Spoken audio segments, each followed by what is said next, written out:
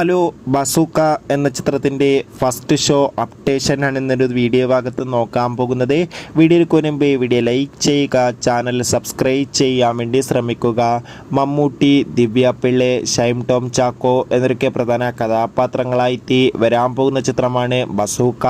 എല്ലാ സിനിമാ പ്രേമികളും ഒരേപോലെ ബസൂക്ക എന്ന ചിത്രത്തിൻ്റെ ഓരോ അപ്ഡേഷനും അറിയാൻ വേണ്ടി ഏറെ ആകാംക്ഷയോടെയായിരുന്നു കാത്തിരുന്നത്. ചിത്രത്തിൻ്റെ ഒഫീഷ്യൽ ട്രെയിലറിനൊക്കെ അതിഗംഭീരമായ റെസ്പോൺസ് ആയിരുന്നു സ്വന്തമാക്കാൻ വേണ്ടി സാധിച്ചിട്ടുണ്ടായിരുന്നത്.